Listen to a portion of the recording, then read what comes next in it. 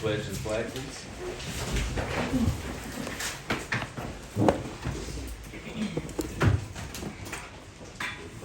I pledge allegiance to the flag of the United States of America and to the republic for which it stands, one nation, under God, indivisible, with liberty and justice for all.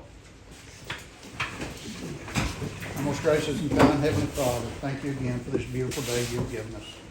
Thank you for all the people that are present here today that take interest in our town and the future development of our community. Your Heavenly Father, a special thanks to all our first responders and all the volunteers that guided us through our last week of rain and storm and ice. Guide and direct each of the decisions that are made here today, that they are made to your glory and to the goodness of this community. These things I ask in thy name. Amen. Amen. Amen. Thanks, Howard.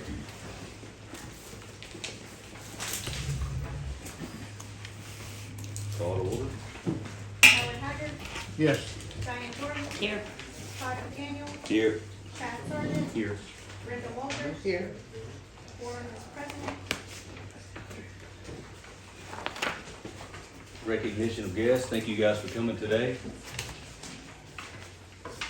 We're starting to see some sunshine out there, and we had a rough week, so it's nice. Nice to see it warming up. Thank you guys for coming. Public comment? Yes, we do have one. We have Crystal Jocelyn for agenda item number 10. Okay. I just would like to ask Adam if he can, if it's not in his report, if he can address when the rest of the Chinook Road in Choctaw Hills will be finished. Okay. Thanks, Crystal. Should know.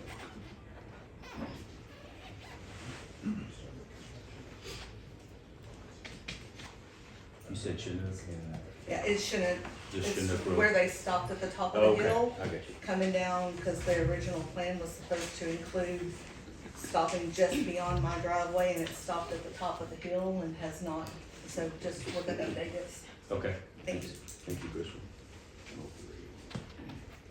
Anyone else? Okay, let's move to item number 7, consent docket.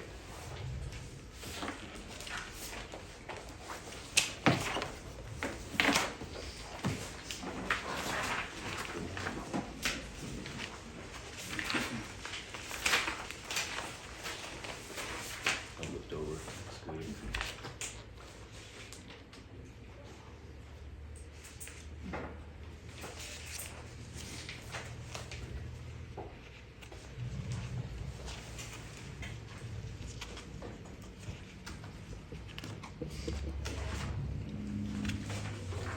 You guys have any concerns or questions? Okay.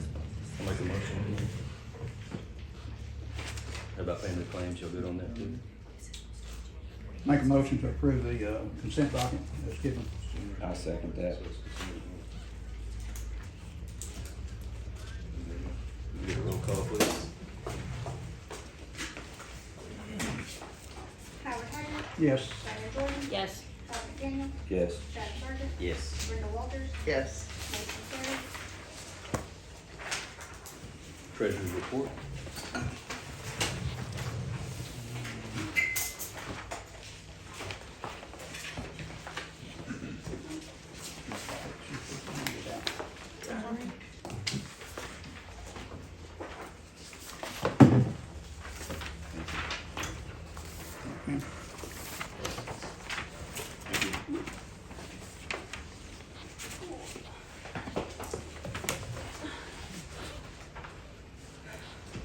So for January 2026, we received $218,401.16 from Granicus alone. Again, that's any lodging taxes that is permitted online. We still do get quite a few checks. So the Hochatown deposits at $96,801.36 for a total lodging tax total of $315,202.52. Our sales tax for the month of January, $398,919.37. Use tax, $7,623.68. Cigarette tax is $1,977.77. Our court revenue for the month of January was $270. Our interest, at the bank was $23,065.26, for a total income of $747,058.60. Our debits for the month, $257,099.71. So our sales, tax trends month over month, you can see where we were in December, so we're up 12.34%. And year over year, we're up 4.77%. And I do want to do something that didn't print.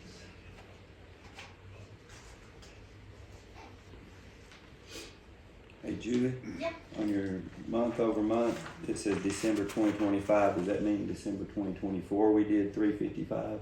So it'd have been the month, so it's month to month, side by side, so December 2025 compared to January 2026. Okay. And then the year over year is the January 2025 to, and then this month is January 2026. And then on the back, there is the first time license fees, which was 19 for the month of January, and we did have one renewal application, in the month of January. But I did want to, it didn't print right on this, you can kind of see it, should have been put right there. Since in December, I did, or last month, I didn't give, because we were out, I came back from vacation, and didn't pull the numbers, but for December, we had 29, new STR hospitals. Julie, like on the 19th and also for December, are these truly first-time cabin rentals, or are they people who maybe have been renting and are just now getting their first-time license? Some For of the both? ones, some of both, but also too, it could be the same, cabin, just New new owner. management, New management or new Or owner. new owners, I mean, Yeah. so. Yeah. Does Grant system separate that, do they? Yeah, they do have some numbers for us. So Granicus has identified, 1,911 STRs, and it's, according to Granicus, we have, 1,377 that are compliant, which is, How many? which, 1,000. so 1,000. total 1,911, And and one- then, what Granicus is showing as compliant is 1,377, which is about 72%. Okay.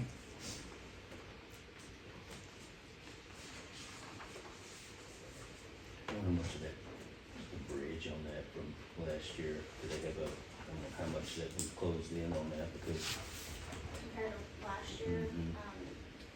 probably a lot, since we had just gotten with Sorry. reform, so they were just getting numbers. yeah, it's impressive. Very good. It seems to be a struggle to get. I think I asked once before, can you do the lodging tax trends? Yes, so And that's like part you of do the the part sales that tax, but didn't, then print. Let me see if I can pull it up real quick. What were you asking me? the lodging tax trends. If you can tell at the bottom of the page, it's didn't, Oh, I see. print. Let me see if I can pull it up real fast.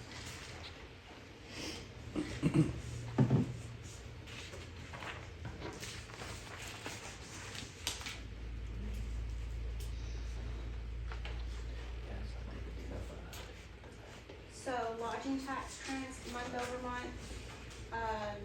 So December 2025, lodging tax was $274,369.74 compared to, our total, lodging for this month, we're up 14.88%, so up 14, almost 15%. And then year over year, January of 2025, we've, had a total tax, total lodging tax of $345,318.03, which, makes us about rounding up, down 9%. Our December 2025 lodging tax collection versus the year before, it was at 14%. But our January 25 was higher than January 26. It should not.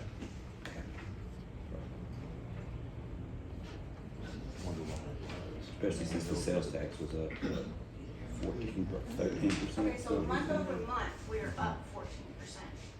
Year over year, we are down 8.72%. But if you look year over year with sales tax, we're up 4%, so it's, Yeah, 4. yeah.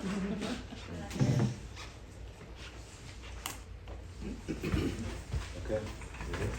Thanks, Julie. I'll make a motion to accept the treasurer's report. I second. Roll call vote, please. Howard Haggard, Yes. Diane Jordan. Yes. Todd McDaniel. Yes. Chad Sargent. Yes. Brenda Walters. Yes. Motion carried. County administrator's report. He's got nothing to say this month.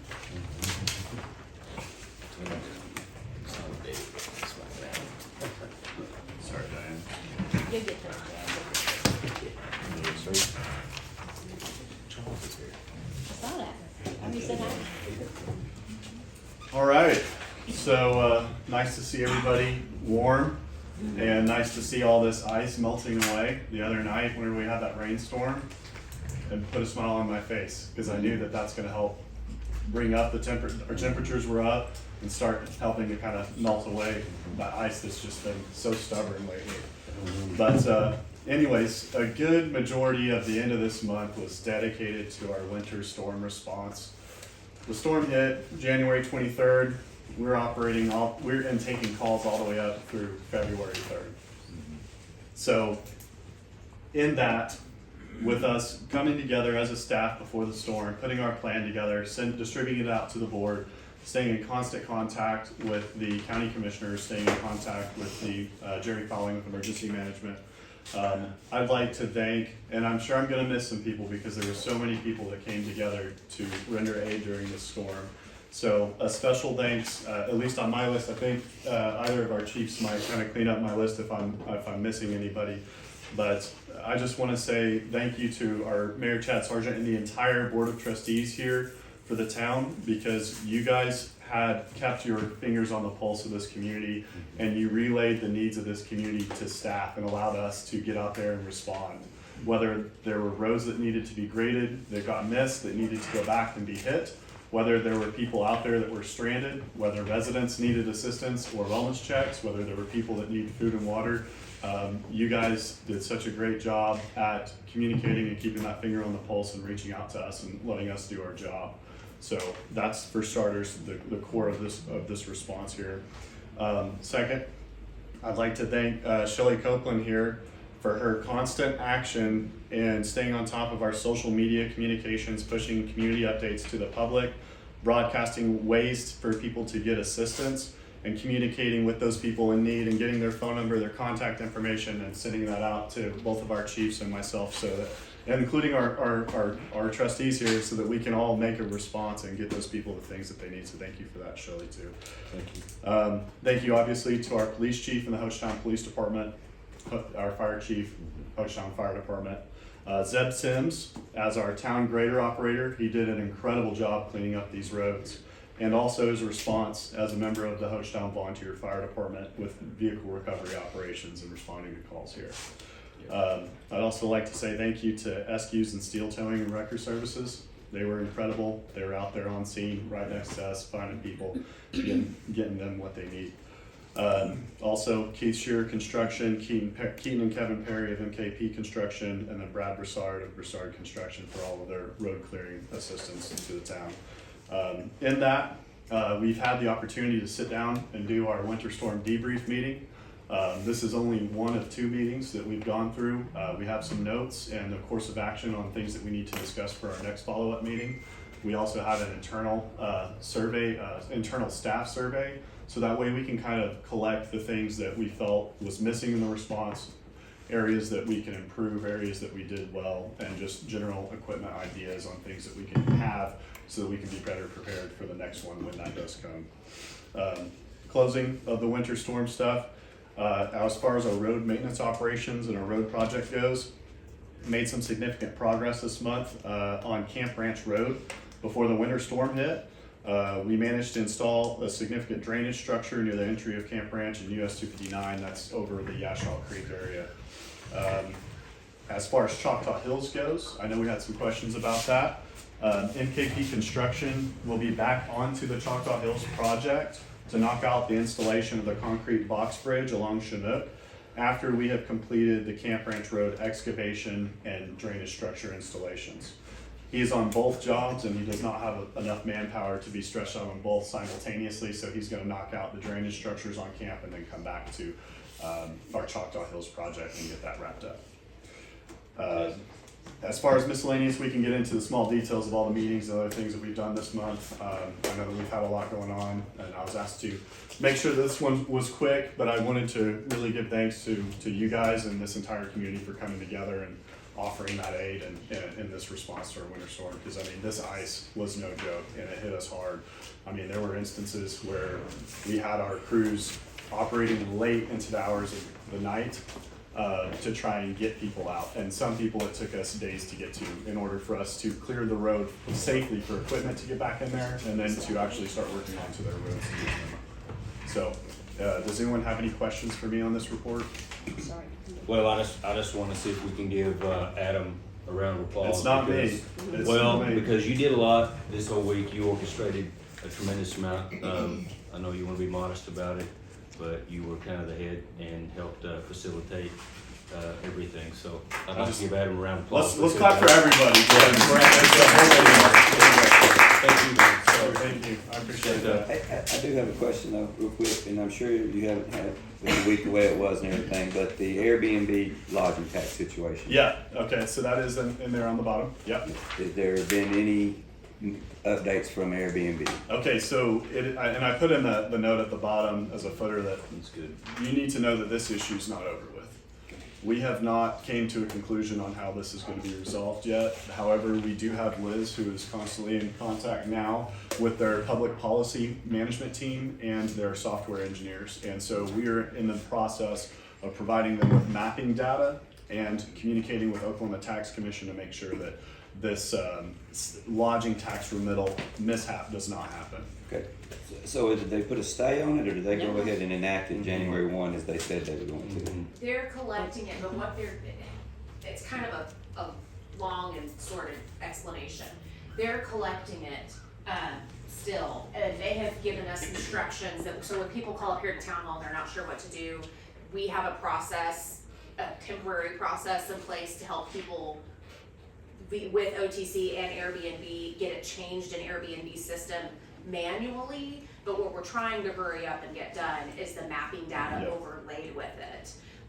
Even though that was effective January 1, those taxes get collected later, so we're just trying to get it done as fast as we can. I have them, Airbnb is in direct contact now with the OU Center for Spatial Analysis, which is who we use to do all our surveying, and they're the ones who can identify the properties, as well as OTC, and got their public map data from there.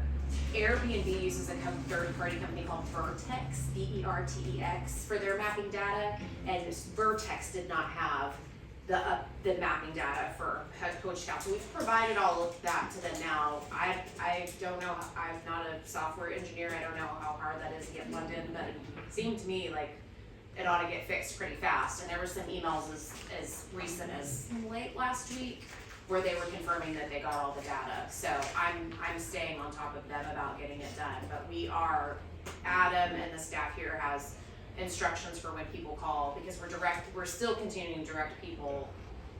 Don't just send them in, ask. Right. And OTC has already told me about several, I couldn't tell you the current number, that they've already gotten moved over themselves with Airbnb. So they're talking to each other on a pretty regular basis and helping them manually move properties as well. Is there a possibility, and this may not even come up in conversation, but is there a possibility that once these city boundaries are established with Airbnb, that they could give us a number of total lodging taxes being collected and remitted from within that boundary? You would think they ought to be able to do that. Airbnb, so I've had lots of different conversations with them. Airbnb, when they send the taxes into a municipality, doesn't send any kind of report about it's for this property, this property, this They property. send a total. Yeah, but you would surely think that whenever somebody books a thing, there's a record showing that the taxes got paid for that thing, that cabin. So I don't know. I don't know. But Adam and I are working on some other things related to that could potentially be an even longer term solution to several of our lodging tax procedural problems that we have. So, and I'm even working with Julie. We got Julie access to all the OTC's data on our sales tax, so we can run some reports and see how much sales tax they're collecting on these cabins to help us identify ones that maybe aren't, et cetera, et cetera. Lots of good things going on that we're working on, but yeah, it's coming. I understand. It's on the way. All right, thank you. You bet. Okay. Thanks, Adam. Yes, sir. Let's do please Williamson, Chief Williamson, please. Oh, Jason's going to, all right. He's a little guy in the game. Yes, All right. Send in the chair. So we had a lot going on in January, but although we did make some arrests and write a few citations, we're going to focus on the Ice Mageddon. And I'm going to give a little executive summary right here. Right? So during this severe winter weather event known as Ice Mageddon 2026, the Hochatown Police Department conducted extensive rescue, welfare, and emergency response operations across the Hochatown area. Extreme icing conditions rendered many roads impassable, stranded residents and visitors, and created significant risk to life and property. I don't want to sound like a broken record, but I don't think that anyone could get too many pats on the back or rounds of applause. But I'm going to repeat a few people that he did, because these guys did exceptional work, especially Zeb and Brad Broussard with Broussard Construction and Mikey Pennington. They were just exceptional. I was in awe with Zeb, actually. So during that time, Hochatown Police Department executed over a dozen major rescue missions, assisted an estimated 45 to 50 plus individuals, supported 15 to 20 plus vehicles, and coordinated with multiple agencies, including McCurtain County Sheriff's Office, Hochatown Fire Department. We assisted with them support. They had a broken arm guy. He was in bad condition, so we supported the Hochatown Fire with that. Town administration, SQs, Steels, Deb again, Brad, Mikey, and a host of unidentified volunteers. Despite hazardous conditions, Hochatown Police Department maintained operational readiness and delivered continuous service throughout the event up until yesterday. Thank you, Jason.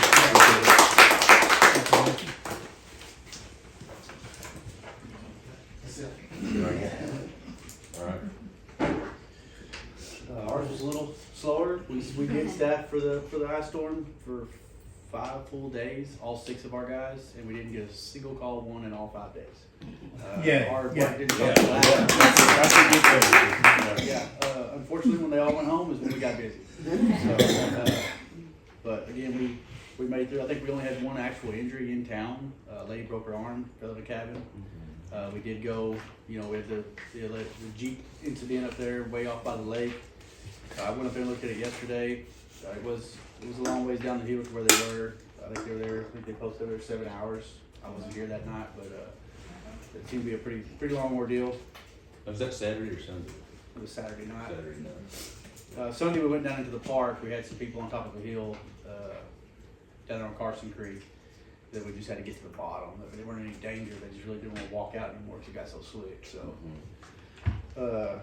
Other than that, we don't really have a lot going on. We got some stuff on the agenda for our volunteer handbook. Didn't you guys rescue some hiker? Was there a hiker that got lost?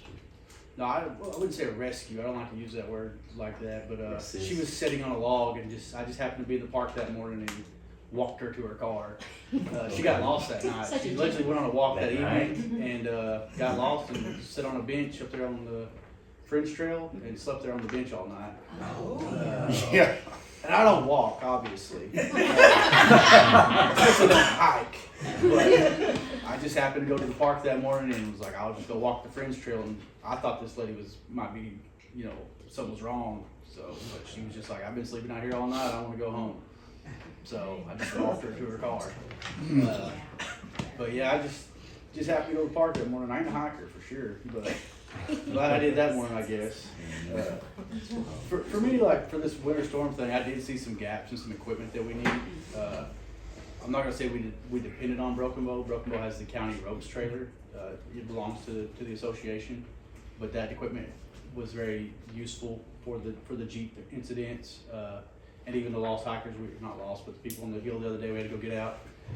So we need to acquire some rope rescue equipment. It's not something we do a lot of, but we need it here when we need it. We don't need to have to wait. If it's something extensive, then yeah, we'll wait on them to bring what's left, but we need enough stuff to get us started. To at least be able to have something set up before they get here. And I've got some stuff printed out, I can send it to you. It's not a ton of money, obviously, but it's some stuff that we need to have on the next agenda to get purchased. So that we don't have to depend on somebody else to come help us for everything. Other than that, we don't have a lot going. We're still waiting on our repeater stuff. He keeps telling me every time I ask, it'll be here any day. Any day's been about 3 weeks now. So I'm sure the ice storm probably held a lot of that up. But as soon as that gets here, we should be a quick get it set up and go thing. So again, we're just waiting on equipment. Okay. Other than that, that's all I really got. Cody, question, permanent generator, work already started on that? No, not that I'm aware of. Okay. I spoke with Shay, told him it was all approved. I know the week before the ice storm, I think he was out getting people ready for the ice storm, and then we've been 2 weeks out of the ice storm now. Yeah. So as soon as he's on it, hopefully, he's been told he got the bid on it, and we're ready when he is. So, but when we do that, also I don't know if it's something we need to bring up, but I'm gonna have them plumb us a gas line to that shop, so that off that propane tank we can run a gas heater. We've been running some little electric heaters into where the fire trucks are to keep them from freezing. Yeah. But if we can just plumb a little old gas infrared heater over there, which will help a lot. So we'll just probably have to tack it onto probably not tack it onto that bid, but we'll see what we have to do about getting that added on. So the generator's here, it's here. No, he's handling all that. Oh, he's got it, okay. He said he's gonna order it all and take care of everything, so we're just Okay. waiting on him. Okay. All right. Sounds good. Thanks, Chief. Thanks, Chief. You gotta scoot it to the other screen. Let's go to item 12 let's do a presentation for Jessica Bull. She is going to give us a overlay district and zoning update, commercial.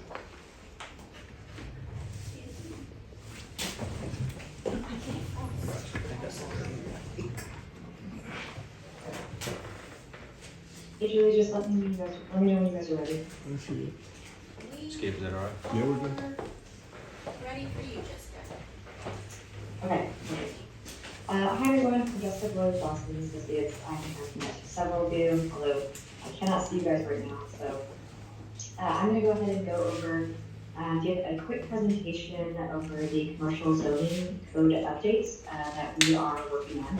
And these are going to be specific to only the commercial districts.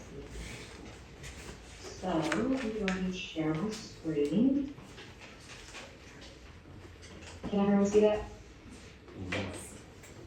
Okay, perfect.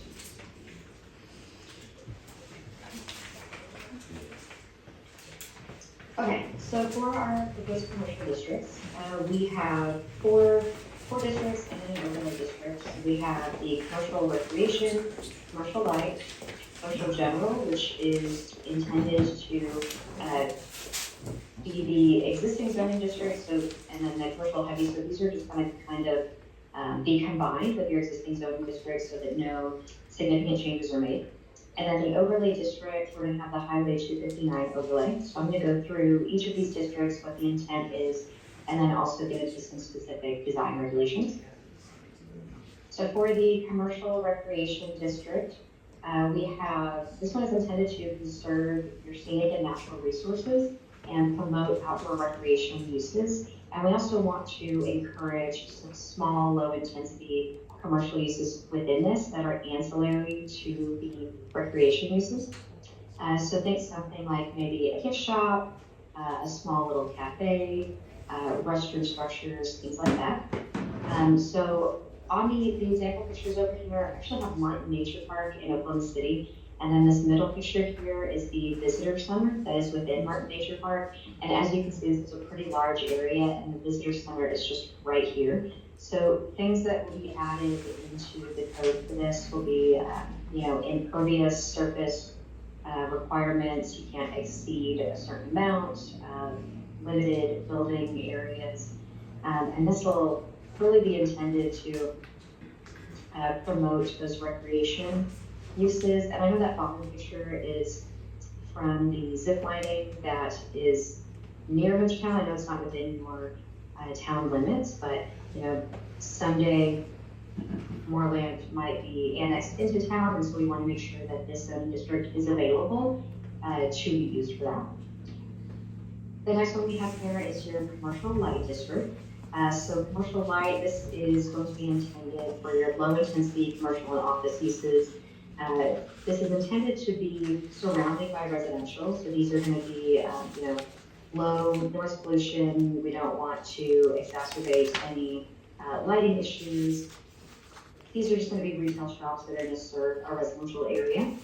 Those two pictures with the white facade, that is a development that is in Oklahoma City. It's completely surrounded by a single family residential neighborhood. That bottom picture is a bookstore, and then the top left is actually a little daiquiri bar.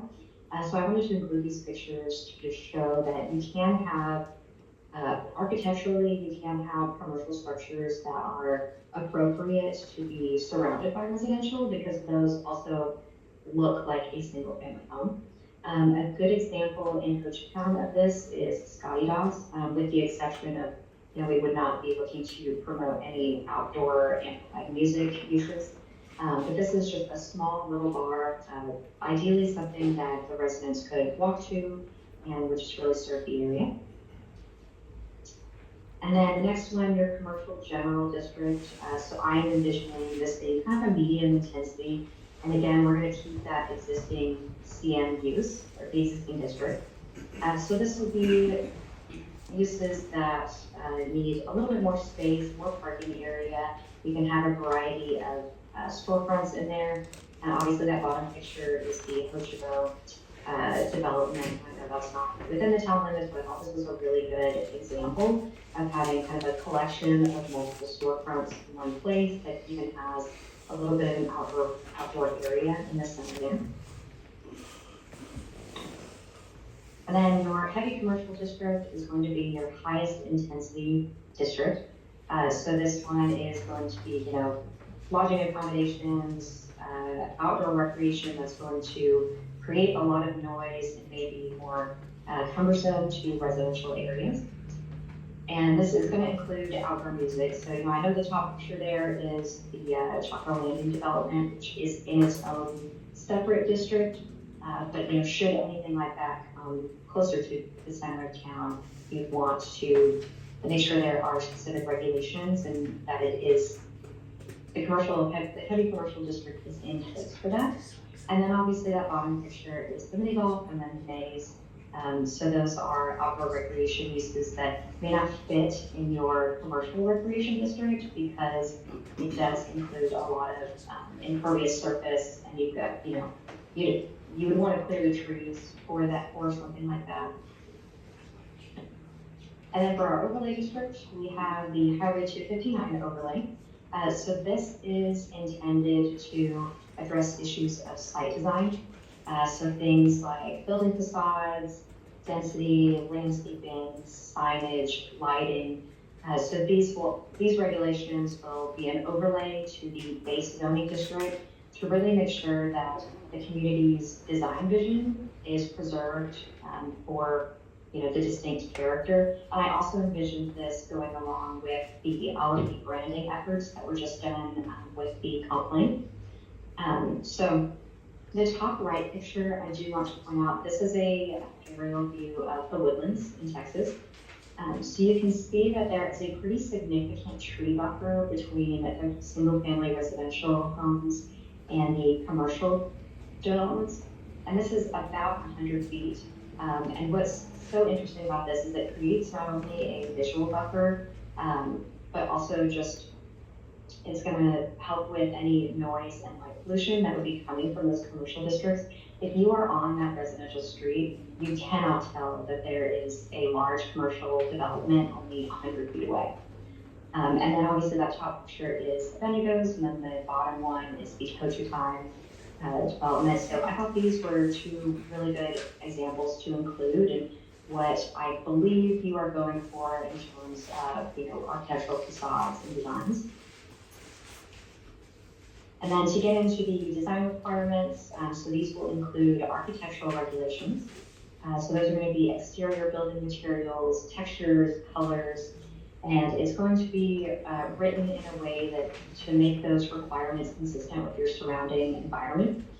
So I took these 3 pictures of developments that I know are in Hochatown that I think maybe what you are going for in terms of the facade, something with a lot of wood, something that's a little bit more rustic and kind of matches the character of the town. And so we want to ensure that any new developments meet your aesthetic vision. And so the next 3 slides here, I have some facade examples, and I went ahead and numbered them. I'm going to send this presentation, this PDF to Adam after the meeting, so you guys can kind of take a look at this, and if there are any specific facades in here that you really like or you really do not like, and you want to make sure that those are not permitted in this overlay district. Those are just some follow-up things that you can reference the number for each picture. So number 1 there, we've got wood, and then I included this one because you can see there's a pretty large metal building in the back here. And so I wanted to show that in that, metal can be used, it can be well done, but if you are not looking for this much metal, things like that would be in the regulations would be limited to a certain percentage and then specified architectural metal. So it's kind of just accents and not a full building facade. And then we've got just a combination of stone, masonry, and wood with some of that architectural metal. And then same for this one down here. And then this next page is a little bit more rustic. You have primary wood facades, that, number 8 there, that's going to include some stone masonry. And then again, similar with the architectural metal, we can put in that you can have, no more than 50% of your facade can be stone masonry or architectural metal or any other similar materials if you're looking to really just promote that wood exterior. And then same here, picture 9 and 10, these are a little bit more residential in character because you've got the pitched roofs. But then down there on the bottom, 11 and 12, those are more masonry. You've got a little bit of wood, and then I am number 12 there is the only one with brick.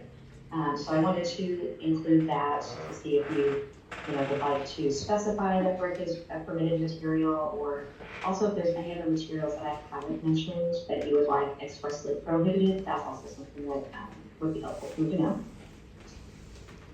And then getting into landscaping and screening. So the purpose and intent of this one is to ensure that landscaping and screening protect and enhance your visual appeal. We want high quality development. We want to make sure to conserve your water resources. And this can be done through, plant species, green infrastructure, and things that, like maintenance techniques that really work with the landscape and the environment and not against it.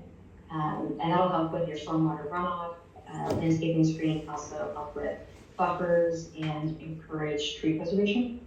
So that top right picture is another picture from the woodlands, just something else that I wanted to show that, this very intense and large buffer area can really protect the residences and then also add a lot of visual appeal for the commercial developments. So like this picture right here on the top left, having the street preservation requirements and having a lot of landscaping for your outdoor patios is also going to really create a very inviting space for people. And then this bottom picture, I did want to point out, so I think this is a fairly new development in Hochatown, but even though you have trees and screening from the highway, you can still see that there is a development there. I think the downside to the pretty significant tree preservation requirements in the woodlands is that you have no street frontage. So you're driving down the street, you have no idea there's a pretty large commercial development right next to you, and I think not having the street frontage may be detrimental to the commercial developments. And then outdoor lighting, so we want to make sure to require things like shades and shields so that we are not creating additional light pollution. That top picture right there, you can see the lights are underneath the canopy. And then the very bottom picture, those are wall packs that are directly on the facade and obviously angled downward. So we want to make sure that all light is angled downward and not out. And then noise, so there are a few different ways to mitigate noise pollution. You can have decibel caps, hours of operation, and landscaping. Now, the decibel caps does get a little cumbersome for staff to enforce because the way that would work is you would have a complaint, you would have to have someone go out there, measure the decibels, and then issue any type of citation that you might see for. So really an hours of operation for an amplified music can be really helpful, and then an increase in landscaping to add to that buffer. And then signage, so my last few slides are about signage. The purpose and intent is we want to establish signage regulations for the commercial developments that are abutting Highway 259. And I want to make sure we can do things like regulate the number, size, and location of signs. And we want to make sure to still promote these businesses while protecting the visuals from Highway 259. And obviously some exceptions from these would be any signs, any wayfinding signs that the town puts up, or anything that's required by local, state, and federal law. So these are two examples of, I think, signs that are really well done off of Highway 259. We've got the Grateful Heaven in Hochatown. And I'll get into the specifics of those signs in a couple slides.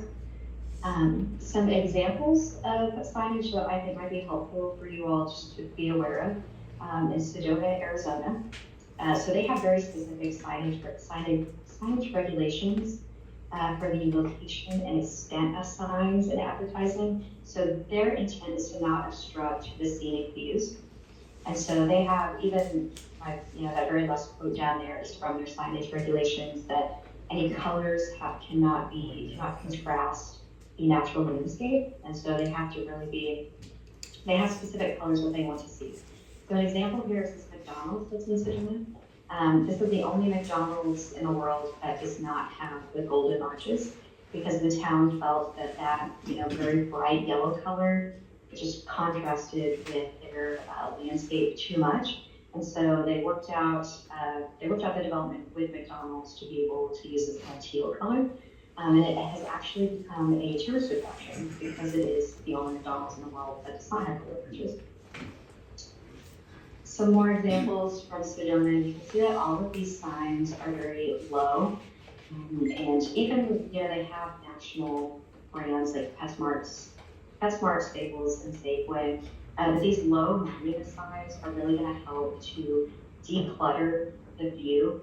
So you'll see like that bottom left picture is a really great example. If you are, walking on the sidewalk or even driving down the road, you don't have a whole lot of visual clutter in the edges. And so it just creates a really nice and, inviting environment for pedestrians, and then just really cleans up everything. So some more signage examples I have are in the Woodlands, Texas. So the Woodlands, Texas is interesting because they are not incorporated as a town. So they do have, covenants and restrictions, and then specific design regulation. So some specific examples from their regulations is they have prohibited pole signs, so that in and of itself really cleans up the streetscape. And they have restricted regulations for monument signs and attached signage. So natural materials, it can't be more than 18 inches above the natural grade. They encourage construction for low maintenance in the long term. And then they have restricted background and letters, colors, even specific logos are limited to 10% of the overall tenant's message area. So you can see that top picture, the Chase Bank sign, and then the middle one is actually a McDonald's, which is pretty difficult to see, but again, does not, there's no clutter along the streetscape. If you're driving down this roadway, you have no idea that there is a large commercial development that's just on the other side. And these are some more examples from the Woodlands. I wanted to include the top left picture is the entrance to kind of like a little commercial development park. So I know there's a Kroger's, and then there's a couple other small offices. That Chick-fil-A, I wanted to include the bottom right picture to show that because no pole signs are permitted, you do have this national brand, it's Chick-fil-A, that even though they can put in a pole sign, they have a low monument sign that, you really don't need the pole sign at this, in this instance, because you have the signage that's on the street and then still right in front of the building. And then that bottom left one is wayfinding signage for the town. So you can see that one is a little bigger and the base is different. So I would envision this being very similar in color to all of the branding efforts that were done with the Conklin.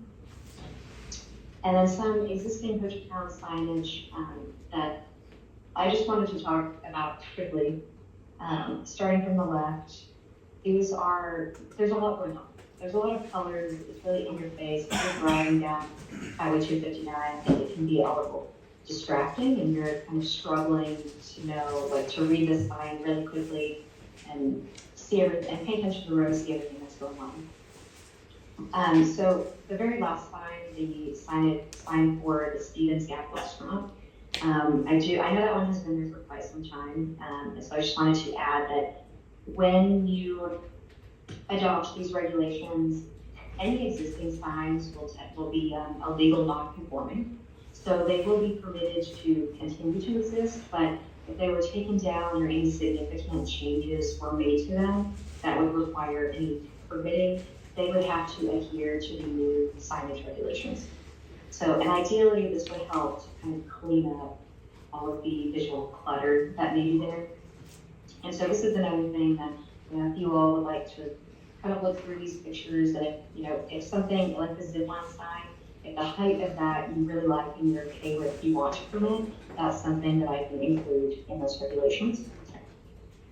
And then this last slide here, I think, is just some examples of signage that is well done in Hochatown. You've got the Grateful Head, Hochatown, the Bendigo sign, and then the bank sign. So Grateful Head is limited in colors. You look at it, you immediately, what's going on. It's easy to read, it's simple. The Hochatown, I really love that it's, wood and the green, and I think that also goes along with your intent for the branding for the town. The Bendigo sign, it's quite large, but I understand that there's pretty significant elevation changes from the roadway to where the restaurant is. And then the bank sign, so although this is not a monument sign, it is taller, but we still have quite a wide base here. And also things like requiring landscaping at the base of the signs may be helpful in the regulations so that, if there was landscaping here, it might look just a little bit more aesthetically pleasing.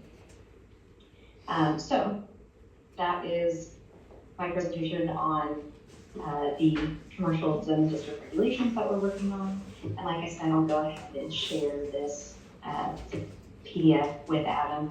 I think what I'm really looking for is to know if I'm on the right track in the draft of these regulations, or if there's something else you would like to see.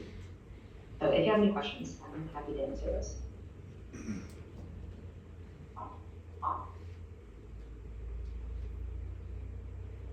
Okay. Yeah, I like the direction. I thought it was fantastic. I thought it was great. And this is being We'd actually ordered. been talking about some of these things and like discovered, no, this was fantastic. And this is in hand with this planning commission, correct? Yes. They're working hand in hand with this. It will begin at, yes, with that phase. And then it'll be, once they've all agreed to a concept, then they'll introduce it to the Board of Trustees to review and provide input, and we'll make any revisions at your level afterwards. Will we get a copy of this? Yes, so Jessica will email that to me, and then I'll distribute it to the board, and then you guys can fire back any questions or concerns or any sort of information you might need. Great work, Jessica. Can she hear us? Yeah, she can. Oh, you can. She just, I can hear you. I didn't know if she couldn't see us in here, but yeah, good job, Jessica. Looks Yeah. great. Fabulous. Think you're headed Do we in have a a, fantastic do we direction. have a plan Thank you. It's good to know that I'm on the right track with that. as to when we finally get the final revision of our comprehensive plan? I know this has been going on for over a year, and we have 12 months timeline to begin with. Okay, the comprehensive plan will be on the next agenda item. Yeah. Yep. This one is for the commercial zoning regulations and then the overlay district. But as far as the plan goes for that one, Jessica, what do you think? A few months it'll take us to kind of put our drafts and our concepts together and get it introduced to the board for their turn? Yes, I think that's a good timeline. We'll go kind of through a couple of internal drafts before it's, ready to be finalized with the board. Okay. And while we're on this, may not be the time to bring it up, maybe I'll bring it up under new business. I guess everybody saw the email from the OML, the Planning Commission and Board of Adjustment Workshop, March 26th of this year. Yeah, I've seen that. Came through OML. If you haven't seen this, I'll distribute it. It might be advantageous to the board to have we have two committees, workshop for both of them right there. Let's do it. Would we entertain sending some of our board members or all of them if necessary? Sure. That's a great Anyway, idea. That's great. I was gonna bring it up under new business, but since we're doing this, Computer off. Yeah. And it's in March? March, March 6th, was it? I mean, that's pretty quick, which would be great. because March it's of not getting 26th, end of March. Okay. And it's in Midwest City at Rose State College. Been there many a time for the workshops. Anyway, thought I'd bring it up. Misty, would you put that in your notes to poll the Board of Adjustments and the Planning Commission and trustees too? Do trustees you guys care to go? Maybe. Yeah, Yeah, let's just do all three, and then we'll get their availability and interest. yeah. Definitely several need to go, but maybe all want to go. That'd be great. Okay, so I think we wrapped up with Jessica. We're just gonna, We'll jump into Jill's Straight presentation into it. on the Okay. comprehensive We plan. need to take an action item Yeah. on this before, I'm gonna sit here if that's okay until we do this Yeah. next presentation, because you can't see. What's your call? Do we need to- Need an item? take Or anything? an action? No No action. action. No action. Discussion on Yeah, it, okay. okay, we're ready. Number Yeah, 13, we've got, comprehensive plan presentation by Jill Farrick with TSW. Hello, Jill. Can you hear us? Hey, Hi. how are you? Hi, good afternoon. Good, how are you doing? We're doing great. Good. Good to hear y'all. I can't see you, but that's okay. Good to hear you and present to you today. We're really excited.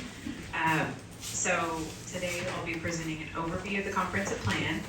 And I know the document is about 180 pages, so I know it's pretty lengthy. So today I'd love to give you an overview at a high level and then I'm available for any questions that you have after, or any questions that might come up after the presentation too. Great. I'll go ahead and share my screen. There we go.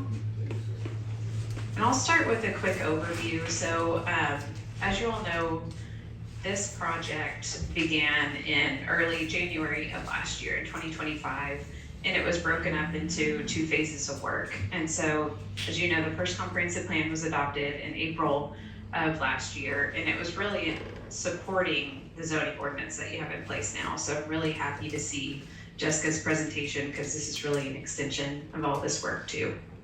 So thank you also as a board for, I think this acknowledgements page, if you can see my screen here, really highlights the folks that were very heavily involved in this process. So thank you to you as a board for having the vision to really create the town's first comprehensive plan and make it a priority, and then also getting the community involved throughout the process. So I'll hit the highlights also of the process, how many folks we had involved from beginning and through all of our public meetings. But we also had a committee throughout this process, and we have the names listed here on the acknowledgements page, but I wanted to say a big thank you to them.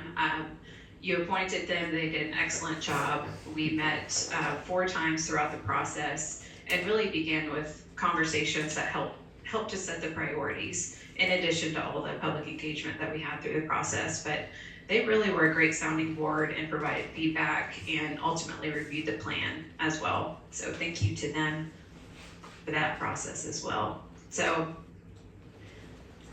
to provide an overview of how this document is structured, I think this table of contents page helps to set it up well.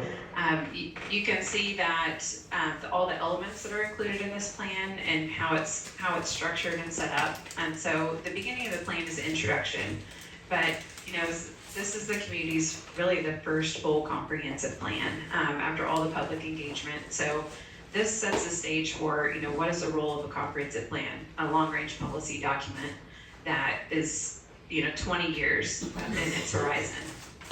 And then also community snapshot. This, being the first long-range document, it's important to show where the community is now. So as you go through the document, in the introduction, it has demographic data as the town currently stands.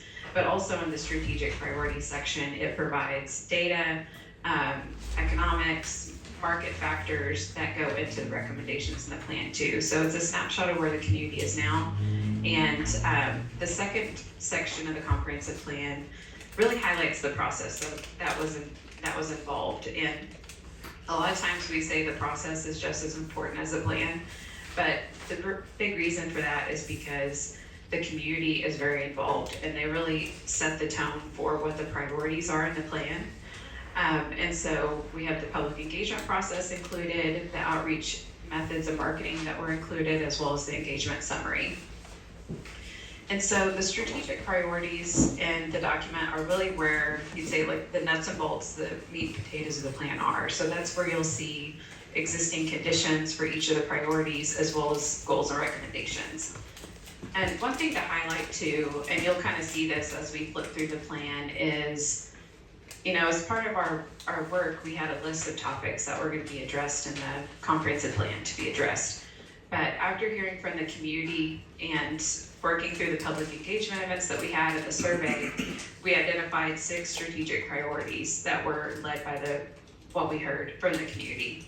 And so we really restructured, re-outlined the plan so that the recommendations and the goals were geared towards those strategic priorities. So the goal was for this plan document to be more of an action playbook for the community, so that you can see what the priorities are and see what the goals, recommendations, actions are to help achieve that.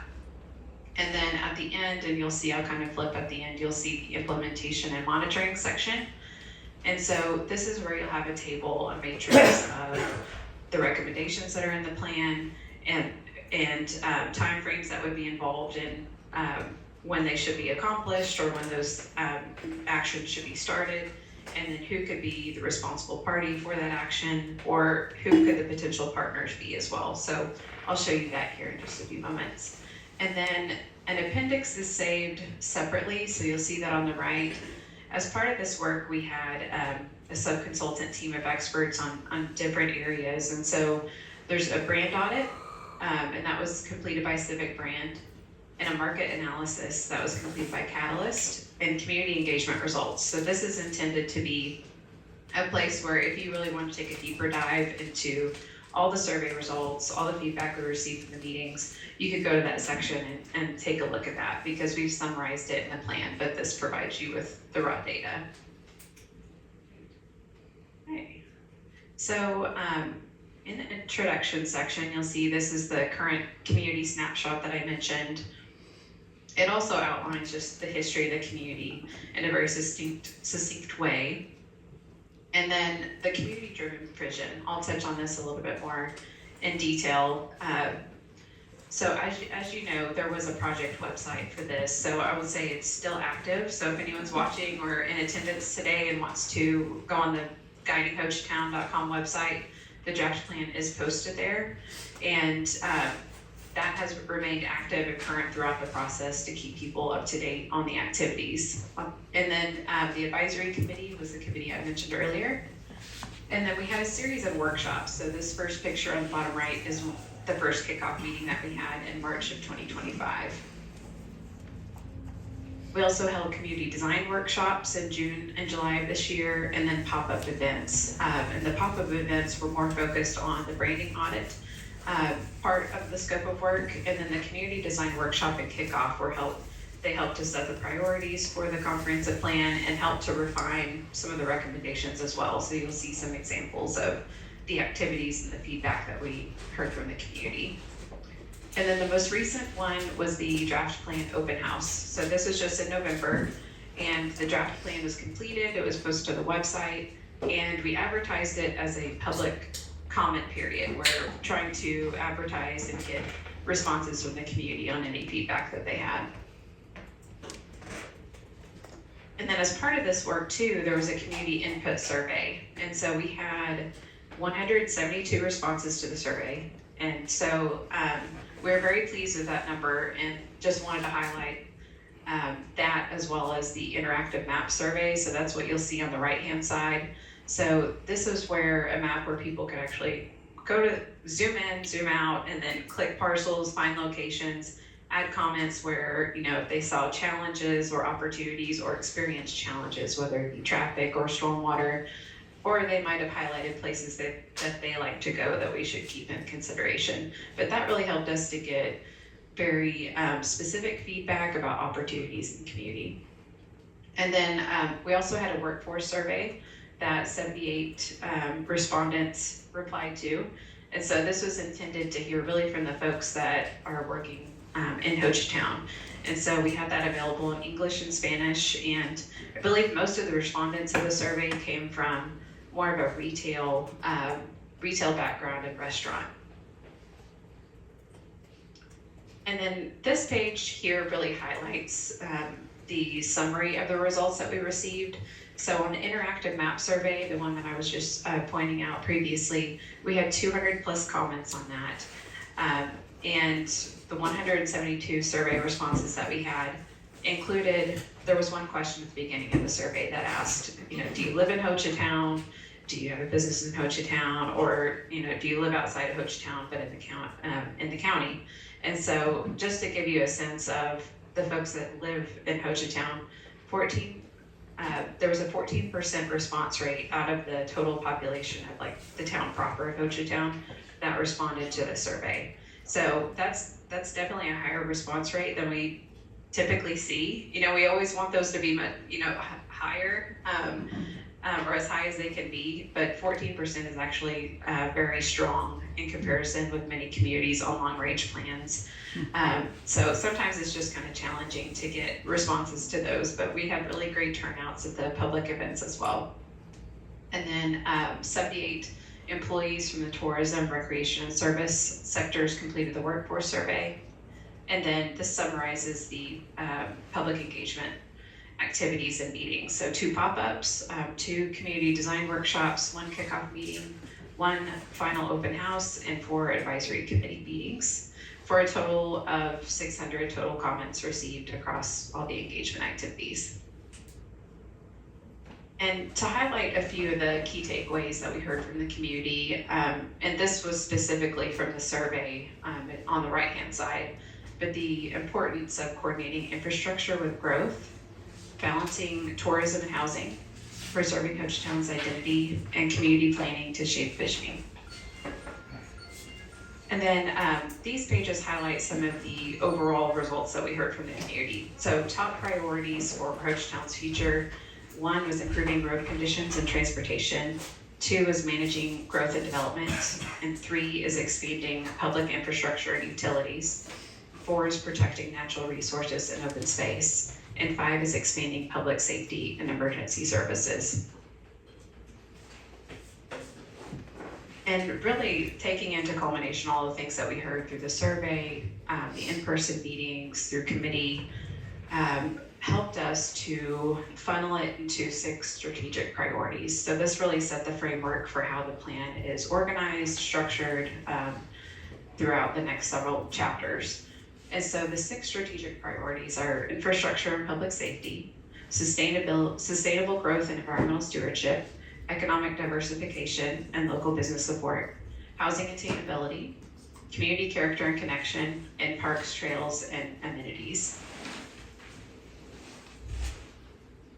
And so you'll see each of the sections have a similar format, so you'll see that consistency as you go throughout the document, but it starts with a priority snapshot. So the first one is a sustainable growth and environmental stewardship. You know, what we heard from the community on that topic at the beginning, guiding principles. And as I mentioned earlier, it goes into existing conditions for each of these topics.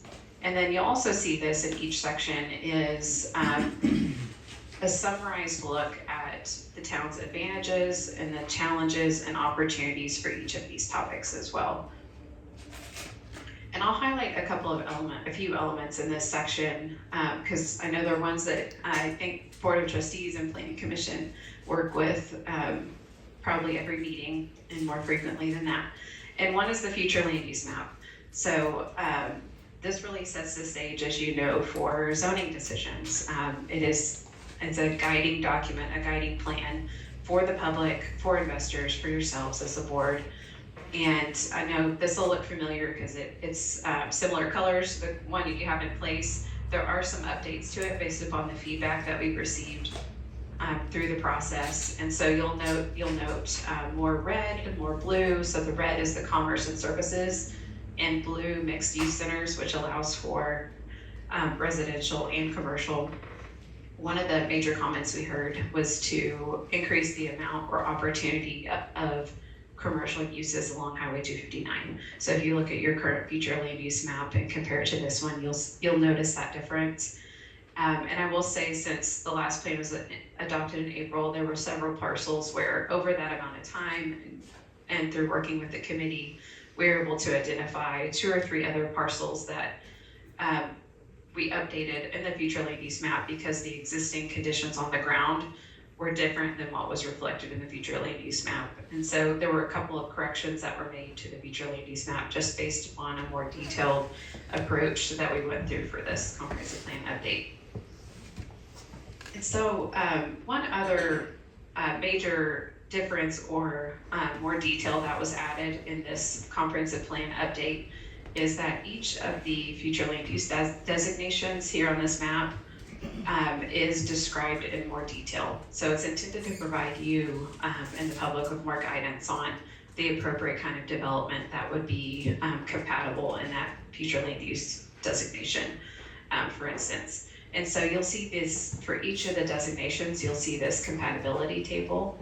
And this table will show you, based upon how the circles are filled in under compatibility, how compatible a development is within that future land use district. So it's a varying level of compatibility. So this strategy really allows the town to be more flexible, based upon market demands that may change from time to time, as long as it's still complementary to the future land use. But it also allows the town to have discretion in looking at each site more individually, looking at the surrounding context, because every property is different. And so just for an example for this, where you see 3 dots filled in, that stands for this is a desirable type of development within this land use category. And so, for instance, in rural and agriculture, it would be single family detached lots that are at least a half acre in size. But you'll see like down further below, manufacturing is at 1, which means incompatible development type in this future land use category. So that's outlined for the rural and agriculture, the housing, future land use, mixed use centers, commerce and services, employment and industry. And then we've also added the sub-area opportunity, which sounds like it aligns really well with the work that Johnson Associates doing on the zoning overlay. And so, US 259 is the front door and main street of the community. So this recommends policy considerations for development along the highway. And then it also lists compatibility for different types of development. So for instance, the highest compatibility listed here is mixed use, residential, commercial, and office, and commercial neighborhood scale, and townhomes and cottage courts, civic spaces, parks, and open space. And this table here on page 54 is intended to be a helpful tool because what it does is it translates these future land use designations into how they relate to zoning districts. And so if you were to look at your current zoning districts that are adopted now, you'll see those kind of in the columns here, and then on the left you'll see the future land use categories. So if you were to, if you had a zoning application in front of you and it was designated as a mixed use center, looking to see, okay, X means it's generally appropriate, this zoning district in this future land use category. So it's really intended to be a helpful tool for you as you're considering zoning districts, and also for staff as developers come in and have ideas about what they would like to do on the site. They're able to quickly share the types of zoning districts that would be compatible based on the future land use map. And I just wanted to highlight too in this section, the long-term housing guide and toolbox. So that's here in the green on these pages. So one of the big topics that was discussed quite a bit on the advisory committee and what we heard about consistently from the public was the need for kind of a fair share of options of housing. And I mentioned this during the Planning Commission presentation. We didn't hear that, we want 200 units of multifamily or anything like that, or like a 50-50 split between single family and multifamily. That's not what we heard at all. But what we heard from the community was that there is a need that needs to be filled for to provide options for the workforce housing for the folks that are commuting in, have long commutes, to service the retail and all the services that are provided in Hochatown, the tourism industry, for those folks that are commuting in for that, provide some options for them, as well as folks that are even starting businesses in Hochatown, having an option to be able to afford to buy a home in Hochatown as well. And so this toolbox provides a menu of options and ideas for the ways that the town could explore partnerships, look at options for incentivizing housing options in the community. And so the future land use map does not mark certain areas specifically for long-term housing versus short-term housing, but it does provide this toolbox to help support ways to be proactive and make that happen for the community. And then there's also an annexation section in here, and this provides some, I think the biggest part that will be helpful is as you're starting to think about annexation in different areas surrounding Hochatown are the evaluation factors. So these are listed as questions that could be asked, things that could be considered by the board, by the town as you're thinking about potential for annexation of other areas.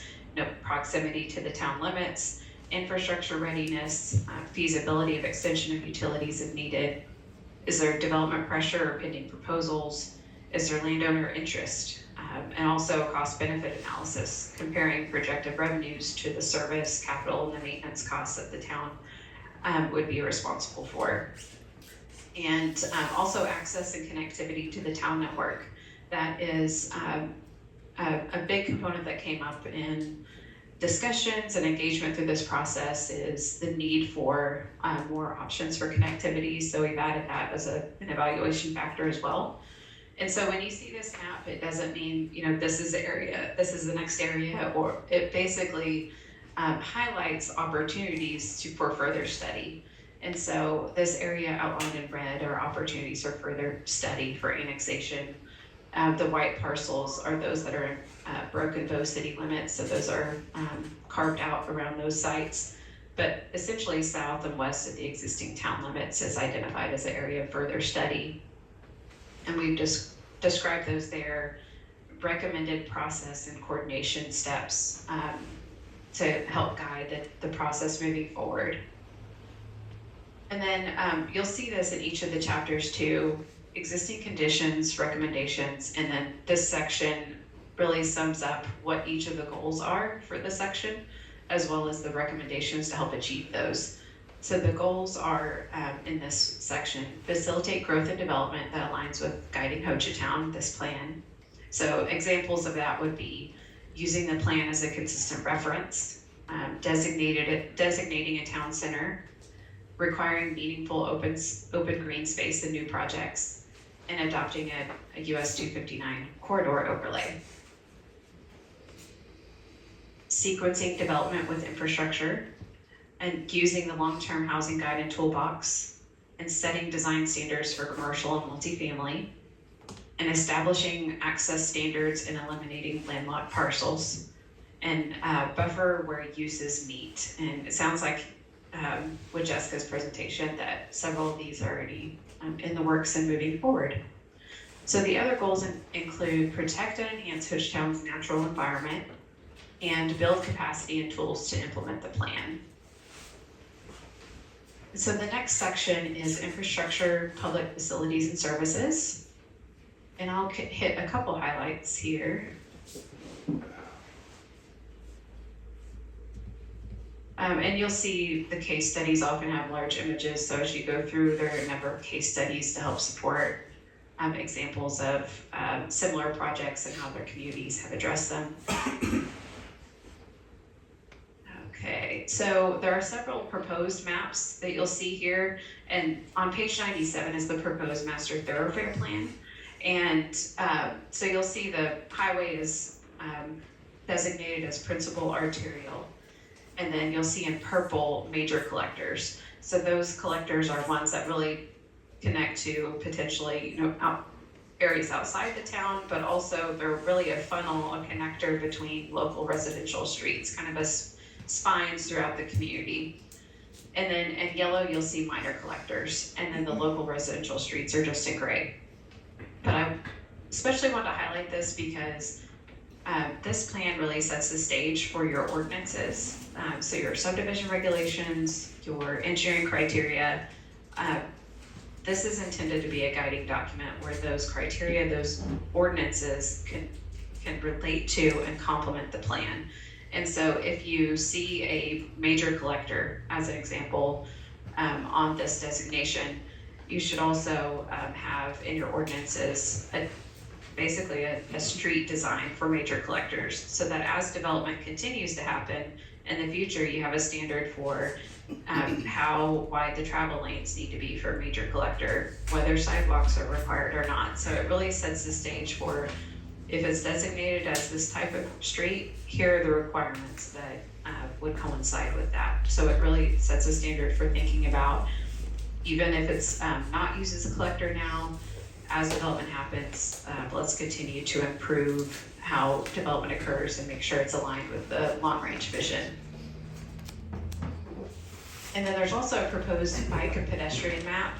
This is, like all the elements in here, it is long range, but identifies opportunities for, the ODOT's work on adding a trail, but also extending the vision to extend that further south, and also in the future, finding ways for bike and pedestrian compatibility along the collector streets, because those really are the main connectors between all the different homes and the cabins that are in the community. And it also identifies in pink the proposed mountain biking area, and so we've identify that as well. Also wanted to highlight this map. This is something that Johnson Associates worked and met with emergency personnel to identify a proposed Hochatown emergency route. And so you'll see alternatives here. And so in the red and kind of that lighter red color, you'll see emergency route to Highway 259. And then from a more regional zoom out perspective, the green kind of teal color is the future emergency route to Highway 3. So the goals in this section include improving roadway condition to ensure adequate and safe vehicular travel, ensuring safe and organized evacuations during an emergency, developing a trails and sidewalk master plan, develop a capital improvement staffing plan, improve traffic flow and pedestrian safety on Highway 259, implement a trolley system. And that's intended to be just to highlight that, because I know that that's not, that's a very specific goal in here. This is intended to be a pilot project that is also based upon peak demand. And so we have some sections in this plan that highlight it more and show a case study of how that could be accomplished as a seasonal shuttle service in the future. Maintain and ensure public water service, provide public sanitary sewer for commercial development, map and assess utility infrastructure, and create a drainage ordinance and drainage design criteria manual. Also engineering design criteria, expand high-speed broadband access across Hochatown, expand town hall and community amenities, and launch a maintenance and safety program.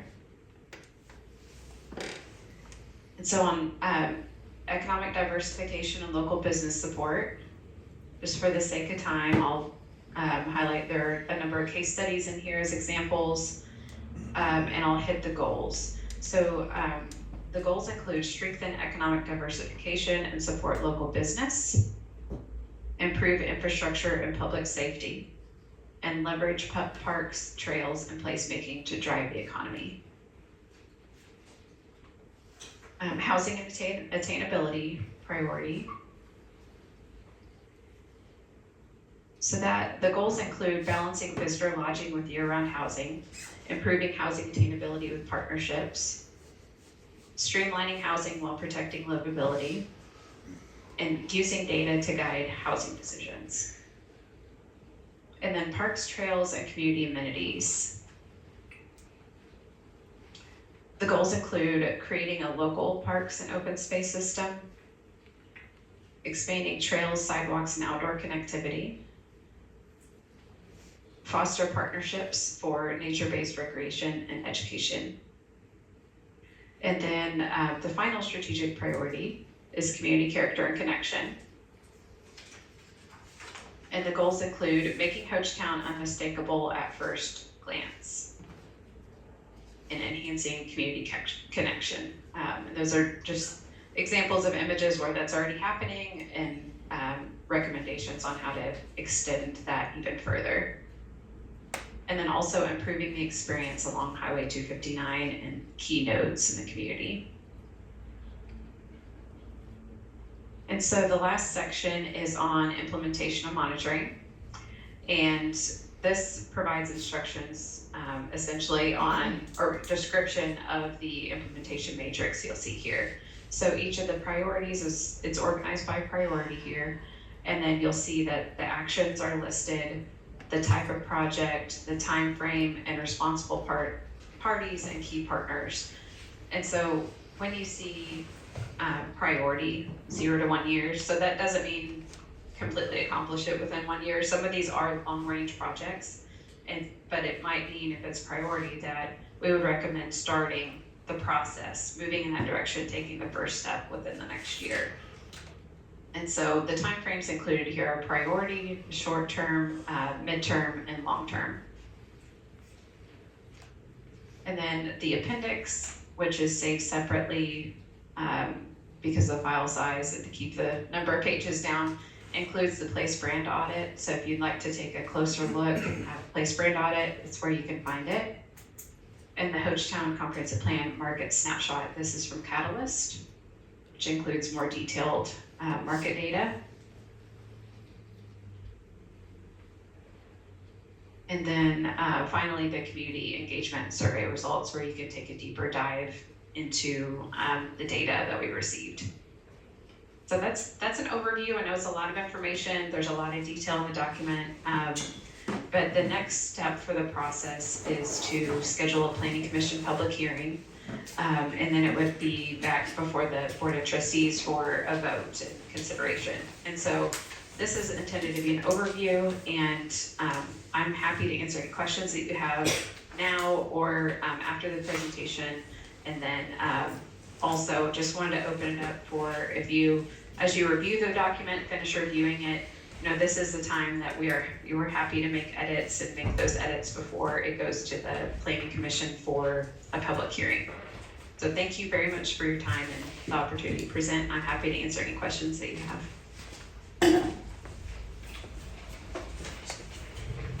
Questions? Jill, it was a great job. Thank you so much. It's a lot to process, but everything looks like it's in place, and so yeah, I'm proud of it. Excellent, thank you. Yeah, thank you. And we're happy to answer any questions you have later and look forward to the next steps. Thank you. Thanks, Jill. Thank you, Jill. Thanks.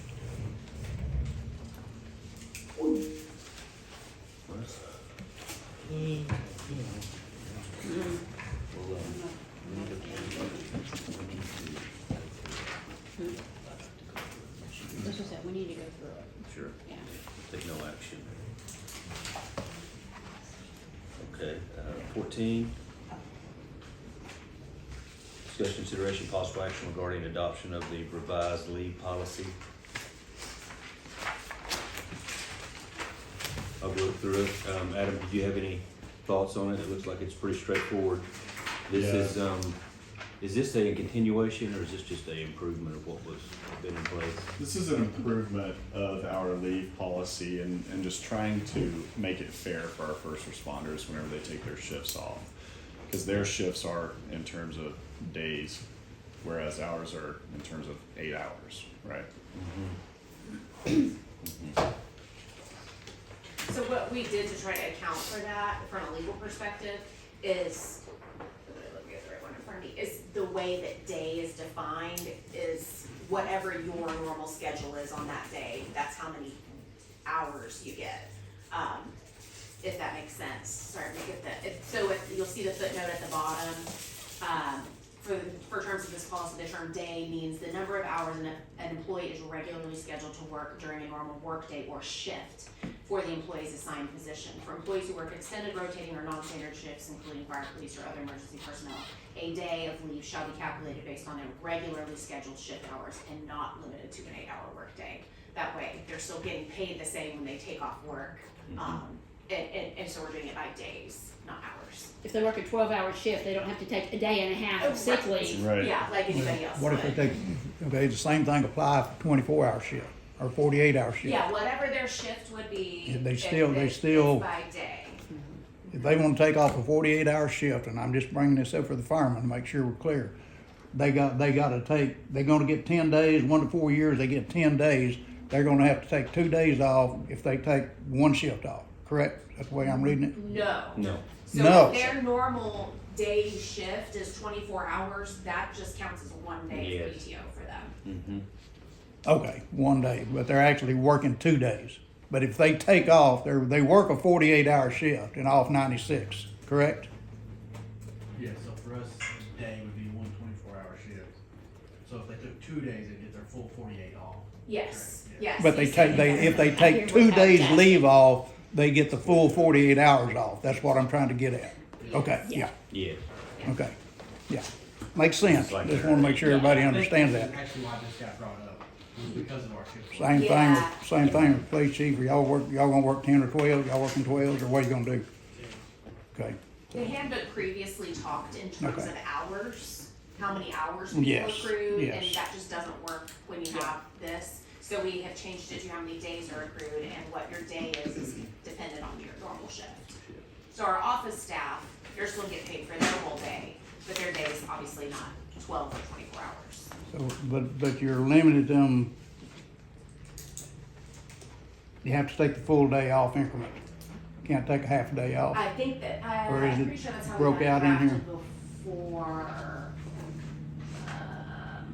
All vacation time must be taken in full day increments. It Yes, Doesn't talk yes. about, Correct. doesn't talk about, Yeah, you can't just take 2 Okay. hours off. okay, You wanna work that out with your supervisor and make those 2 hours up somewhere else or something like that. We're doing PTO Okay. by the day.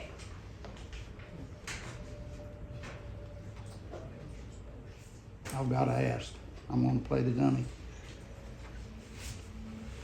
Leave, annual sick, holidays, vacation, and voting, VOTING. Definition, please. Which section are you looking at? Sorry. Very top of the, I'm guessing this is the leave policy we're talking about. Yeah, can I come look with you, Howard? Yes, ma'am. Sorry. No, I'll come to you. You're good. Do y'all have it? You're asking how much time they get off to go vote? Is that to go voting? At the top. Yeah, Yeah. Well, this is just the vacation leave policy. There's another section under here. See, this goes into sick leave. Okay. There's another section that's voting that we made no changes to. Oh, okay. I can pull that up real quick Okay, and just so tell there's- you there's- what okay, our you voting just didn't- policy you is. didn't print off the No whole thing. changes to Okay. that. Yeah, I only Okay. put the sections Now- on here that we were Makes sense. adjusting. Yeah, I think we give everybody leave for Vacation. voting. Yes. With, we try Okay. to accommodate that. Okay. But I'll pull that up real quick and just make sure there's no concerns Okay. for you. Yeah, we just covered vacation, that's it. yeah, okay.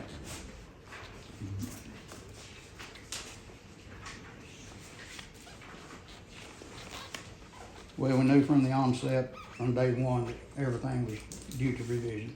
So we live and learn and we work through it. We upgrade as we go. As far as our agenda item, we only need to approve, reject, or amend as what was presented. That's it.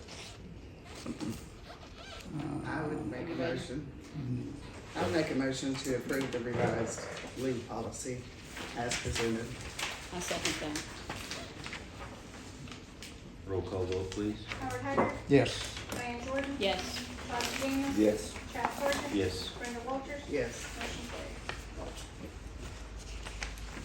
carries. Item 15, discussion consideration possible action regarding adoption of the Hochatown Fire Department Volunteer Division Procedural Handbook, establishing policies, procedures, training standards, conduct expectations, stipend structure, and operational guidelines for volunteer firefighters.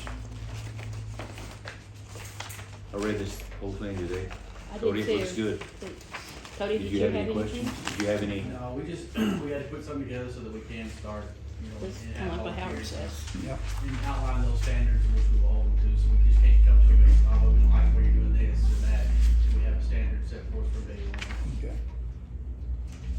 And I reviewed that, and Adam has as well, and that's passes my blessing. By the way, they get 2 hours of voting leave. Okay.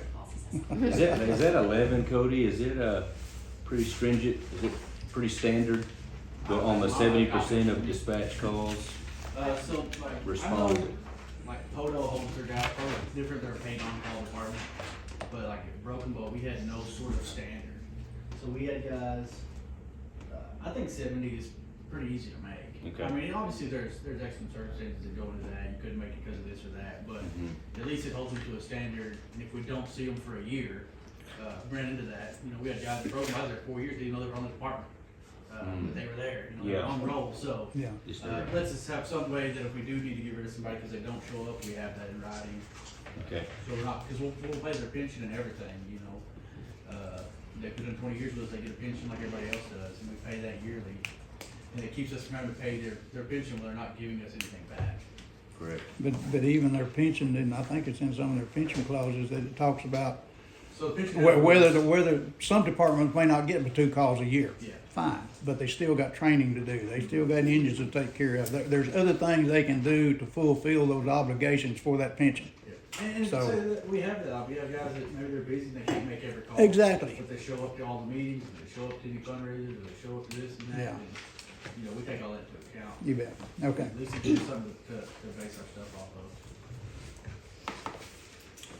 of. Okay. You got any further questions? I'll make a motion that we, accept the Hochatown Fire Department Volunteer Division Handbook. I'll second. You okay? Roll call vote, please. Howard Haggard. Yes. Diane Jordan. Yes. Todd McDaniel. Yes. Travis Sargent. Yes. Brenda Walters. Yes. Motion carries. Item 16, discussion, consideration, and possible action to approve sleeve patch for the Hochatown Police Department. Now, do we have the patch? I didn't see a patch in here, Judy. Did we, can we print it out? Blame this on me, guys. I asked for this to go back on the agenda. You know, we've been knocking this around for 6 or 8 months or more. Our police department has been in business for over 12 months now. I think it'd be nice if we had a sleeve patch on them so they know where we come from, other than just police on the back of our vest. So We did get, in that process of, we'll look at the patch, I've already looked at it, I don't know if Todd and Diane's looked at it, but we did get some feedback from, Councilman Thomas Williston. from Thomas. So And I got with Julie over a month ago, and we agreed on some changes, agreed on some additions that we put in there. And yes, she did, I did. She communicated that with me, that we got with Thomas, and the feather, headdress, man bun, whatever you wanna call it. I agree, I don't think it is indicative to the Choctaw Nation, or any Indian nation as far as that's concerned. It looks like a man bun to me, but anyway, you don't have one, do you, Adam? Okay. I mean, I don't remember. But anyway, if Judy can print it off so we can look at it. Or I think Chief, do you have it on your phone? I feel called out by Howard now.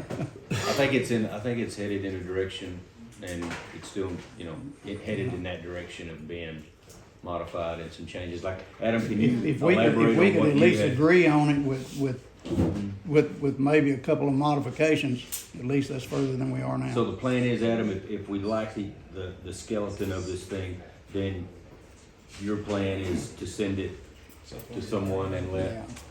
let them do You can some zoom in of these on, final modifications. Yes, so we'll hire a professional digital graphics but artist. we incorporated the diamonds, which is indicative of the Choctaws. Added the bow and arrow and the three arrows, which, You know, we gotta make those changes, yeah, that's what she did, so What's that? that's more of a, Well, can we maybe take no action today, but when we see it with these changes, then we can put it on the Yes. agenda? yes. I'd like to table it, so We've we'll got make it. sure we get it back on the next agenda, if that's what we're gonna do. So what changes? I missed. Here's, Oh, on the horse. yeah, he just wanted to make some changes based off That's what Thomas Eastern said. tribes, yeah, and told us to do some research and look into the chief of Pushmataha and look at where it'll reflect the southern Eastern tribes. So this is a start, and we can look at it, and I think, because we definitely want to get their blessing on it. Yeah. But I like the direction of it. So we gotta get something going on it, we gotta get it moving. I make a motion we table the patch until the changes have been made.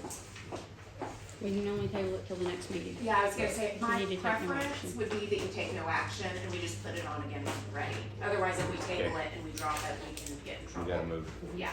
So you wanna do that again, Todd? I make a motion we take no action on the police patch. Perfect.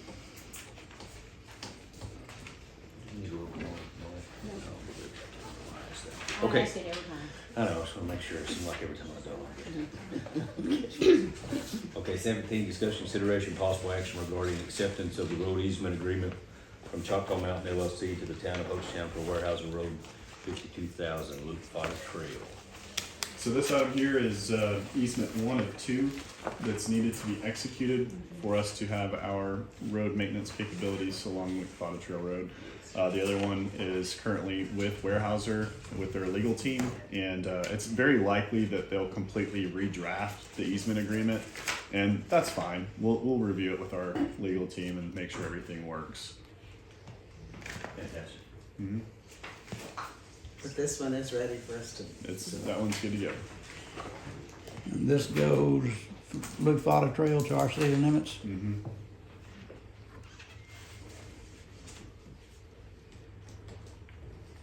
Oh, I didn't finish that yet. Printed on, I cut off the, section. Let me see here. Oh, no, we're good. Yeah, that's on the next one. I would make a motion to accept the road easement agreement from Hochatown Mountain LLC to the town of Hochatown for the Warehouse Road 52,000, Luke Futta Trail. I second that.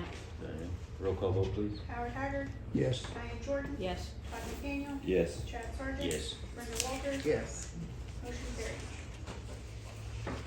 Okay, guys, item 18, discussion consideration possible action to approve task order number 6 for Benchmark Construction Services for construction management, inspection materials, testing services for the Luke Potter Road reconstruction project in the amount not to exceed $136,426.20 So, with the anticipated completion date of July 30th, 2026. okay, so these next 3 items are for the inspection services from Benchmark. We do not have the task orders for the engineering and design yet because we were waiting on tightening up the scope, and we needed one last cost estimate for Pinion. So we do have the cost for the design work for Pinion, but we're still waiting on the cost estimate. And we do have the road design engineer here, Jeffrey Dixon, to answer any questions. We also have Charles here with Benchmark, of course, to answer any questions about these next 3 items here that we're going to look at. I've also updated our road budget analysis. I can send that out in an email as well. If you guys want to get into the numbers of how much money we're going to have left after these projects, we can jump into that conversation if you want.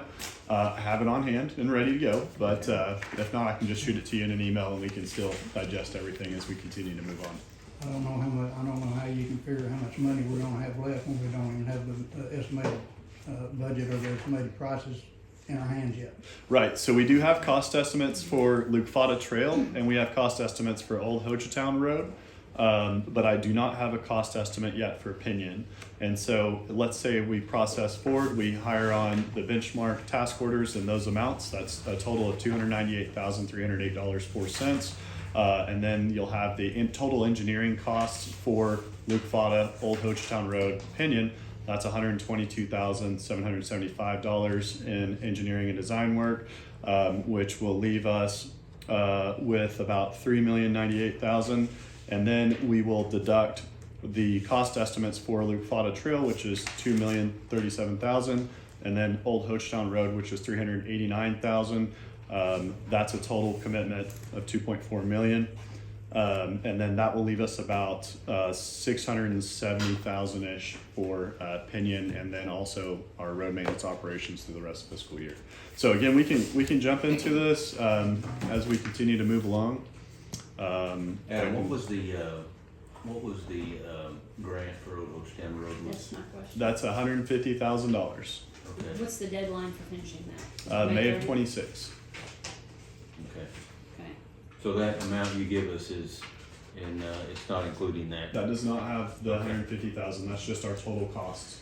Are we comfortable that we got spring break coming up? So it's obvious these projects, if we started them now, wouldn't be done by spring break. So we want to start these after spring break. So does that leave us money to condition these roads to get them drivable, in good drivable shape for spring break? Right. So as we're coming up on our spring break debacle, I guess you could say our spring break influx of traffic. And again, spring again. Charles and I have driven all the roads early January before the winter storm hit, and we put together our plan on what we're going to do to make sure that our paved roads and our unpaved roads are in great condition. You know, it's going to be a lot of patchwork involved, especially with Luke Futta Trail. So hopefully we can get that Warehouser easement agreement back, and then we can get to patching on Luke Futta. So we'll probably have to do like a special meeting sometime mid-February anyways. So as far as the timeline of the projects, if you want to get into that, Jeffrey's here and he can answer that. I was just, you said we had a balance of like 600,000 there.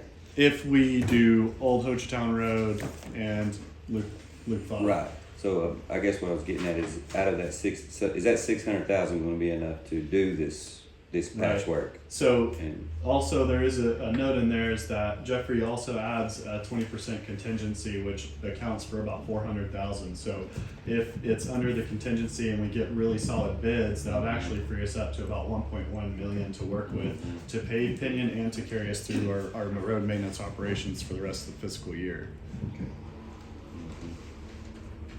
So my question would be, if we wait till after spring break to do Old Hochatown, do we have time to get it done by May 16th? Okay, so it was gonna take 2 weeks to do the engineering, bidding takes a month, so that's why these were pushed in, so the sooner we get started, the sooner we can get them done. Old Hochatown is gonna be about a 30 to 45 day to complete. But we have to get the bidding and everything started so that somebody can Yes, Right. begin. Let it go. yes.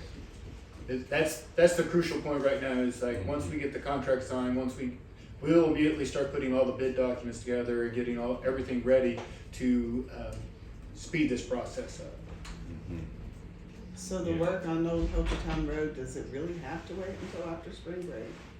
I mean, will Well, I mean, you're not- we you're- would be signing the documents ahead of time, so the design work can go ahead and start. So theoretically, the project would already be launched. You're not starting you're starting the design process and And the bidding bid. process, and Yeah. then once, that's gonna happen after spring break. You won't sign the contract with the contractor until after spring break. Because the bids, we have to go through the bid process and award the bid. So during spring break, we're gonna be doing paperwork. Right, but Then after I'm still spring break, worried that we'll be pushing. just The said- construction time, what do you yeah, think about the construction time he then, said Jeff? 45 days. If we have any rain or anything, it could throw a kink. What do you think, Jeffrey? We'll be pushing it. I mean, you have 45 days, that's gonna be, and you can signify to the contractor he has less time. That just means that your cost goes up. But, you know, it's 2,000 feet of straight road, not anything like we did with Chinook and Halibut or anything. It's gonna be more straightforward, and that 2,000 feet, once you get started, my estimate is to provide cushion so that if something were to happen, we have time. It should be much less time than that. It just depends on your contract. Yeah. That's all we got, yeah. I mean, once they started on Chinook and Greenling and Halibut, you know, it took them, 2 weeks to do makeup, so. And that's even when they had to come back and redo the surface. So, So the project has to be completely completed by Close out by May. May. I'll get the specific date from Kim, but that's what she's told me. The Okay. executive director of Keto. In the May. Yeah. Oh, it's the end of May. Well, I'll get the specific date from Kim. I don't have the specific Yeah, it's date. May 26th. Yeah. 31st, I mean, even everything with is the May. worst case of everything, we have plenty of time to get it done by May. Okay. Okay, May is not that's what we want to hear. He says so. You know, it's gonna be sometime in May, and so we're just now into the second month, and the time we get to the third month, we're gonna have the bidding done, the construction, and being able to construct. So end of third month, fourth month, you're in contractor mode. When do you think we can provide notice to proceed? On Old Hochatown? On Old Hochatown is up to you when you Yeah. want to provide, if you want to have a special meeting to provide a notice to proceed, or you have a contingency that allows you to give the notice to proceed in a meeting where we don't have to have another meeting Yeah. to give Okay. that notice, then that just expedites and saves a week to 10 days on your time. We can do that. I see what you're I mean, basically, that's the easiest way to do it, is that you know it's happening, you provide him the authority to go ahead and issues that notice to proceed, so we don't have to have another meeting. Sure. For Old Hochatown Road, I'm good with that. Sure. Sounds good to me. We ready to Yeah, you want to take action? make a motion? Howard, were you done with that? I'm still looking at bottom dollar for all three projects, and what we have to do in our budget. We got 5 months left in this fiscal year, and we've got right now we've got, not including January's numbers, I don't know what was spent in January for roads. But through the end of the year, for 6 months of our budget, we spent 1.355 mil out of a 4.9 mil budget. We've got 3,574 left, not counting January. I see $300,000 worth. I still don't see numbers of road, actual asphalt on the road. We've still got Camp Ranch Road to do, which numbers have not come in. I'm trying to figure out what is the rush. If we haven't got a design on Pinion Road, how can we come up with a QC dollar figure? I just hadn't figured that out yet. On the inspection side, that comes from the expected contract time of construction. Our numbers are derived from the manpower requirement for us to be out there for X number of hours per day, per week, per 30, 60, 120 days. So our numbers are easy to derive. And we're using not to exceed numbers, so. Sure. And if they get it done faster, that number comes down. Right. Yeah, I guess it's just another thing that we have to do. It's not completed by, these completion dates are July 30th. Yeah, if you're looking at the benchmark document, that's the expected time that we would be done with our work within that time frame. So we should be working on this beyond July. Okay, thank you. Judy just told me we didn't spend hardly anything in January, $5,900. Okay, so that's a drop. I got one more question to ask Liz. Liz, Yeah. we got a $136,000 work order here. I know we have agreements with Benchmark and TSW. Have we reviewed those contracts, or do we have to renew those contracts yearly, and have we done that? And just like the fire, I'm just asking, the fire truck, we had the limit to $99,000. Can we write this $136,000 work order? So this is the TSW and what? and This is the benchmark, Item 18. item 18 to benchmark. No, as far as the MSAs, because the MSAs are separate from these, the question is on the renewal.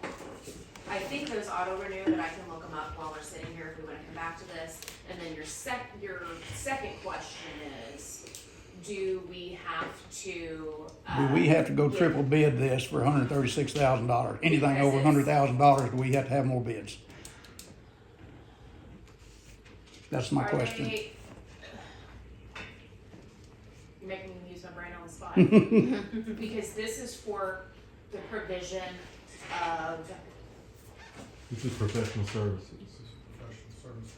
yeah, it's not. And I think we're okay, but, Construction. I think it's construction. That's I what guess construction and capital outlay are two different things Well, it depends. in professional services. There's kind of this weird line on who are you in the construction? Are you the consultant who's providing the analysis for the construction, or are you the person who is, are you the contractor? And which one they fall under is Regardless of that, professional services, just like he said, it's still labor. It's still labor in the field. It's labor in the office. No, It is well, labor. law actually makes a distinction. Benchmark is labor. Benchmark is labor in lab fees. They're a professional service. It's a professional service. As long as they've been qualified, then they can be renewed. And that comes down to the contract, where you negotiate the contract with them. Where it gets sticky, let me give you an example that's not this. Where you're gonna build a new town hall. You have to bid out the contractor on that, which you wouldn't have to bid out somebody who is gonna come in and consult, like an architect who's just gonna give you the plans. It's the actual it's the construction that makes that different. So that's not what this is. But if you're I'm sorry. Consultants can't be. Yeah, that's what I'm saying, that if this is a consultant situation, then you're not required to do that under the Competitive Bidding Act, because they're not, I have a whole memo on this for a different issue I had to look at recently. But if you'd like some further analysis, I can pull that memo up and we can come back to this item. So I can give you, not off the top of my head without pulling up my memo. I think we're good. Okay. Yeah, somebody make a motion. I would make a motion to approve, the task order number 6 with Benchmark Construction Services, in the amount not to exceed $136,426.20. I'll second. Roll call vote, please. Howard Hager, I'm gonna abstain. Diane Jordan, Yes. Todd McDaniel, Yes. Chad Sargent, Yes. Brenda Walters. Yes. Motion carries. Item 19, discussion consideration possible action to approve task order number 7 with Benchmark Construction Services LLC for construction management, inspection, materials testing services for Old Hochatown Road resurfacing project in the amount not to exceed $72,613.49 with anticipated completion date of May 16th, 2026. I would make a motion to approve task order number 7 with Benchmark Construction Services, for testing on Old Hochatown Road project not to exceed $72,613.49. Fantastic. Get a second. I'll second. Roll call vote, please. Howard Hager, Yes, on Hochatown Road. Diane Jordan, Yes. Todd McDaniel, Yes. Chad Sargent. Yes. Brenda Walters. Yes. Motion carries. Item 20, discuss consideration possible action to approve task order number 8 with Benchmark Construction Management, Inspection, and Materials Testing Services for Pinion Road resurfacing project in the amount not to exceed $89,268.35 with the anticipated completion date of May 31st, 2026. I would make a motion to approve task order number 8 with Benchmark Construction Services for the inspection, materials, and testing services on Pinion Road, not to exceed $89,268.35. Let me get a second. I'll second. Roll call vote, please. Diane Jordan, Howard Hager, I'm gonna abstain. sorry. Diane Jordan. Yes. Todd McDaniel, Yes. Chad Sargent. Yes. Brenda Walters. Yes. Motion carries.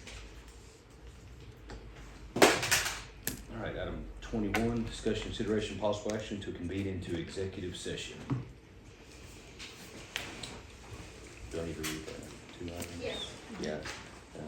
Item A, pursuant to Title 25 of Oklahoma statute, discuss the employment, hiring, appointment, demotion, promotion, disciplining, or resignation of Adam Bosson, Misty Green, Josh Cunningham, and Shay Williams. And item B, pursuant to Title 25 of Oklahoma statute 307B3 for the purpose of discussing the purchase of appraisal of real property for the town of Hochatown.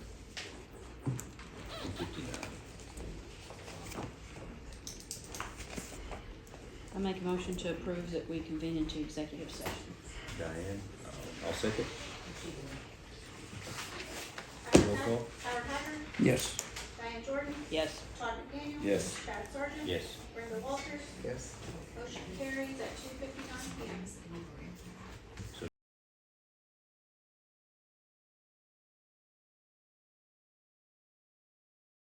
Ready? 4:40. The discussion and possible action, reconvene in open session, and then.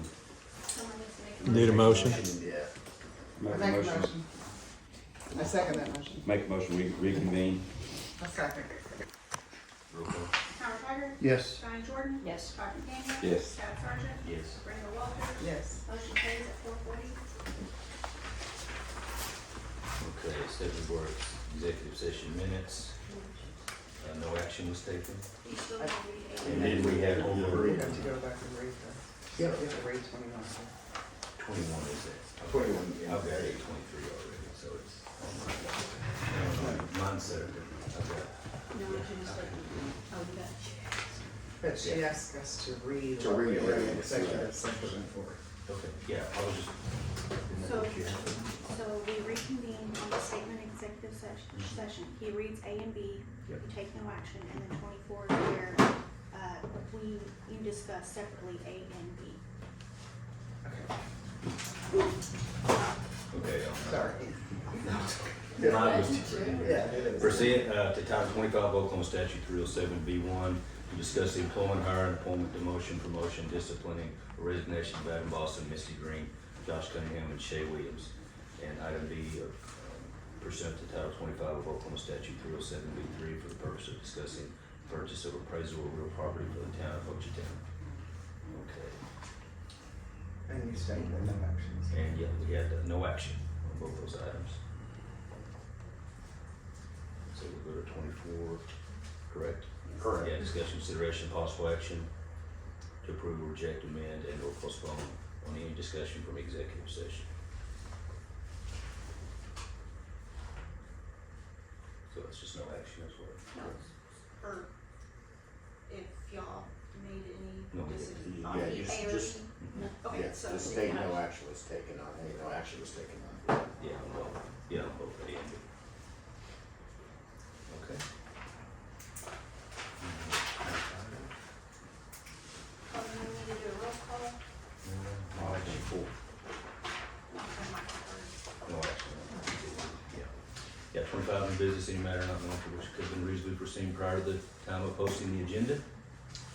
Any new Brought it business? up a while ago. I emailed you, Chad, Julie, and Misty, that email from OML, and we forwarded you also, Yeah. On the training. on that, Planning Commission and Board of Adjustment, yeah.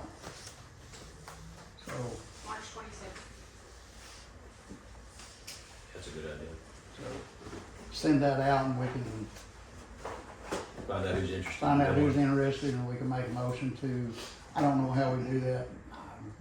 Just see who wants to go and let them go, or do we need to bring that to the board? Does that need to come to the board for our approval if they go? Can we do that as new business, just say authorize? You'll have a members to attend meeting. If they want to? You'll have a meeting between now and then. We'll You have have- a meeting. You have the March meeting. Yeah, whatever, March meeting, so, okay, Fair enough. Okay. fair enough. That's all I had, thank you. All right, no action.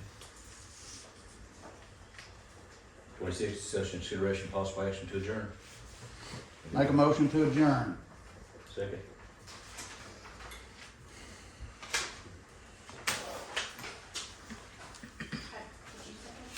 I was waiting, but yeah, I'll second.